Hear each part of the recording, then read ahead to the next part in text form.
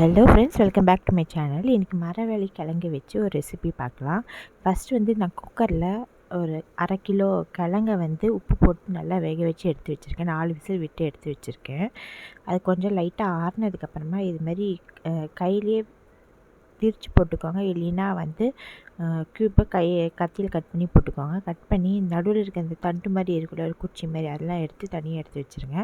அதுக்கப்புறமா நான் கொஞ்சம் பெருசாக இருந்தால் எனக்கு பிடிக்கும். அதனால் நான் இதுமாதிரி பெருசாக ஸ்லைஸ் பண்ணியிருக்கேன். உங்களுக்கு குட்டி குட்டியாக பிடிக்கும் அப்படின்னா குட்டி குட்டியாகவும் ஸ்லைஸ் பண்ணிக்கலாம். உங்களுக்கு காரத்துக்கு ஏற்ற மாதிரி பச்சை மிளகாய் எடுத்துக்கோங்க. நான் 4 பச்சை மிளகாய் எடுத்திருக்கேன்.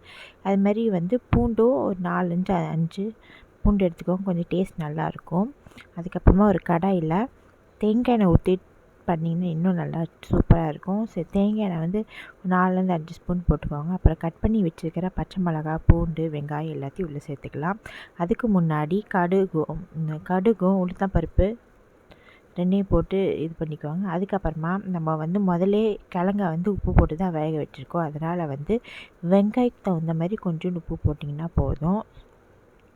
ஸோ சிம்மில் வச்சுக்கோங்க. அதுக்கப்புறமா உங்கள்கிட்ட தேங்காய் இருந்துச்சு அப்படின்னா ஒரு 1/4 மூடி தேங்காவை எடுத்து அரைச்சி அதோடு சேர்த்துக்கோங்க. அதுக்கப்புறம் கொத்தமல்லியும் போட்டு கார்னிஷ் பண்ணிக்கோங்க. ஸோ சூப்பரான ஈவினிங் மரவள்ளி கிழங்கு ரெசிபி ரெடி ஆயிடுச்சு. உங்களுக்கு இந்த ரெசிபி பிடிச்சிருந்தால் லைக் பண்ணுங்கள், ஷேர் பண்ணுங்கள், மறக்காமல் சப்ஸ்கிரைப் பண்ணி.